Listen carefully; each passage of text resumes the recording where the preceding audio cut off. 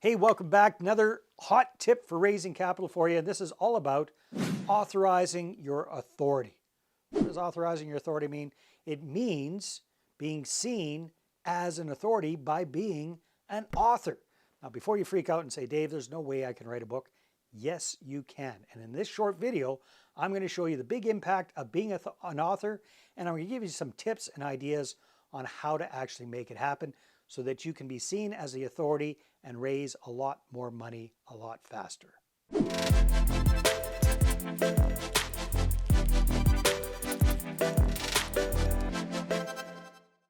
All right, so at this point in my career, I am the proud author of, I think 8 different physically published books, and my newest book is an ebook.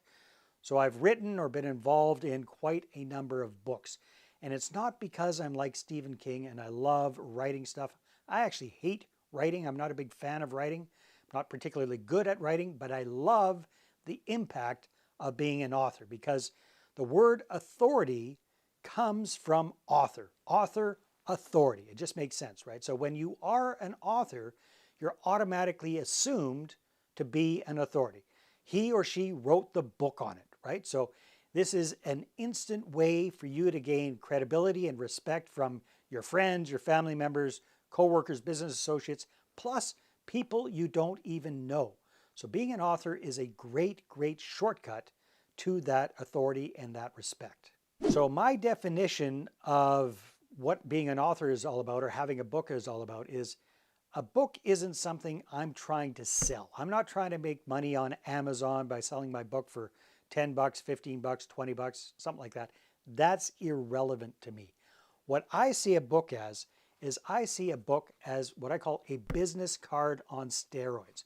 When I give somebody a copy of my book and they get it, they go, wow, you've written a book, because most people have never met an author before, and it leaves a lasting impact. Whether they read your book or not, just the fact that they know you wrote one goes a long way.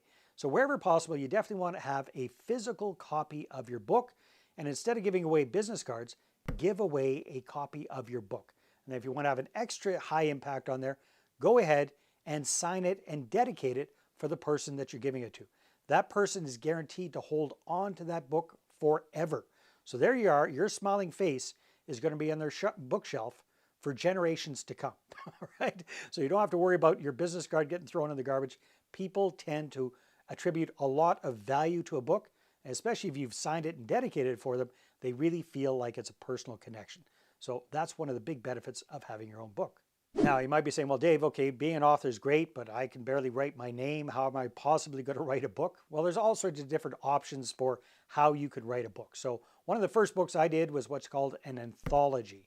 So some guy got a whole bunch of wannabe authors together, and we all chipped in to contribute to this book. So each person had their own chapter in the book, and that's what an anthology is. So you got kind of one general topic, and then a whole bunch of different writers contribute a chapter to the book, and all of that put together creates one book. So that's what I did way back in the day. I think that was 2005 was my first experience doing that kind of book, and that was okay. It was a good way to get started.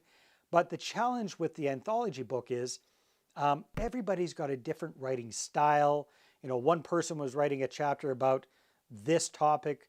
The other person was writing a chapter about a completely different topic. So, you know, it was all over the board. It wasn't really a good book. Like, it wasn't something that you would enjoy reading from cover to cover.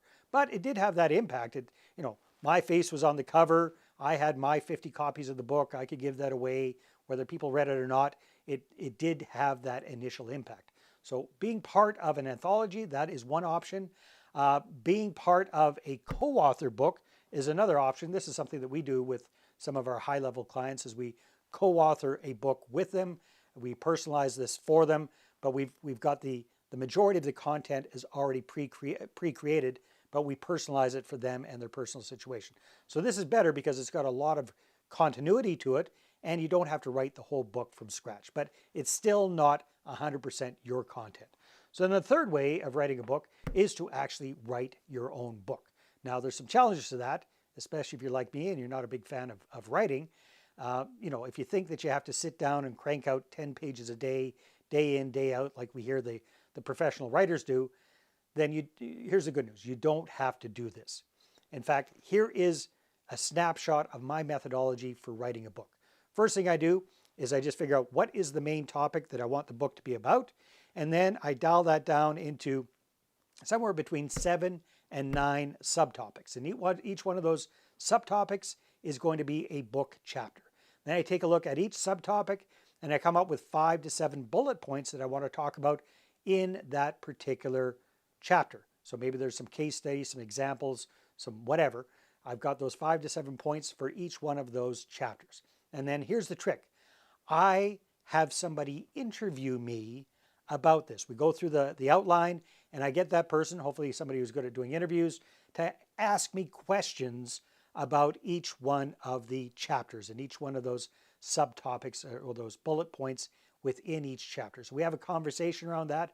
We record all of that, and then I have that transcribed, and then I get a professional ghostwriter to clean it all up and create the finished product. So that is a major, major shortcut that I've used for pretty much all of my books to date.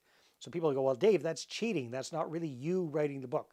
Well, yes and no. It's not cheating because it's my content, it's my thoughts, it's my experiences on the pages. It's just somebody else who's put it in written form. It's somebody else who's cleaned it up and tidied it up. Does that make sense? In fact, most of the books written by politicians and sports figures and all these kind of folks are not written by that person. It's their story, it's their content, but another writer has written it for them. Does that make sense? So there's no reason why you and I can't do the same thing. It's just so much faster and so much more efficient.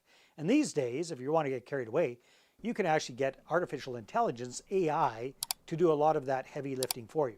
I highly recommend you do not have AI write the book for you, but you can do the same idea where you get interviewed and then you get the transcript and then you feed that into AI to have it clean it up for you. In fact, that's exactly what I did for my latest book, Be Seen to Get the Green, is I just took a presentation that I'd done, I had that transcribed, and then I worked with AI to get that all polished up into a book format. And that way, I was able to actually create my book in about a day. Very, very quick. It's the fastest way I've ever seen it. So anyhow, there are some different ideas on what you can do with your book. Now, once you've got a book, what do you do with it? Well, again, it's your business card on steroids. So now when you're mixing and meeting and getting to know other people, instead of giving them a business card, give them your book. It's a good way for you to get invited on OPM, other people's media. So get invited on somebody's podcast, talk about your new book, get invited into your local real estate investment association or real estate club to talk about your book. And then make sure you give it away to people. Don't worry about selling it. Actually, one of the tricks I like to do is I like to give it away with a donation to charity. So if I go to a specific club or something like that, and they have a charity of choice, I'll say, hey, the book's yours for free. Just donate to the charity that these guys like to support. So that's the way it creates a little bit of win-win, and people are more invested in that. But whether you sell it or you give it away or you do the charity thing, try to exchange it for somebody else's information. Don't just give it away. Say, hey, I'll trade it to you for your business card. And then it starts that relationship. It's a shortcut to getting going there.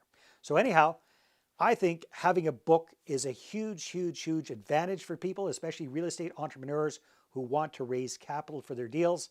It's easier now than it's ever been. And you can do it either on your own, or you can work with a company, or you can kind of dial it in and combine forces with other people. There's all sorts of different options there for you. So check it out. And if you like this idea, if you like these tips, go ahead and get my newest book. It's an ebook. I prefer physical copy books, but this is an ebook, and you can get that for free. Just click on the link in the description below.